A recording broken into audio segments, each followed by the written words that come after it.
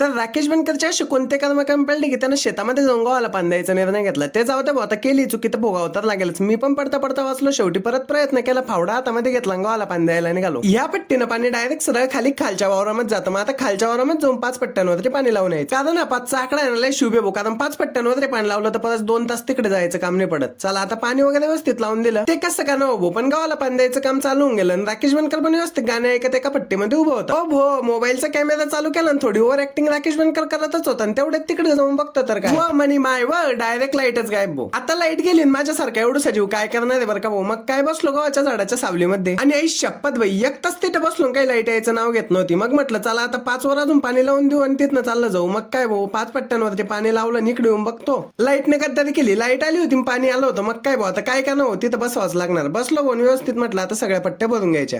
अरे वय मला वाटलं होतं राकेश बनकर एकटाच आगाऊपणा करतोय काय, पण तसं नाही भाऊ. या गावाच्या ओंब्यानं पण आगाऊपणा केला. या बाकीच्या ओंब्यांपेक्षा लवकर मोठं व्हायचा. ते जाऊ द्या. संध्याकाळी आपल्या मंदिरामध्ये आलो, म्हणजे रात्रच झाली होती. दर्शन वगैरे घेतले ना. आता आपल्याला जायचं होतं डायरेक्ट आहे ना आपल्या शेतामध्ये ते घरा मागायच्या. कारण गव्हाला पाणी आपण 10 पट्ट्यांवरती लावून आलो होतो. आता ते आपल्याला बदलवायच्या होत्या ना, अजून 10 पट्ट्यांवरती लावायच्या होत्या. मग काय तुम्हाला विश्वास तर होणार नाही. हे बघा भाऊ गहू, हा गहू आपल्या शेतामधलाच आहे. तर चला आता भेटतो तुम्हाला पुढच्या ब्लॉगमध्ये. तोपर्यंत जय महाराष्ट्र.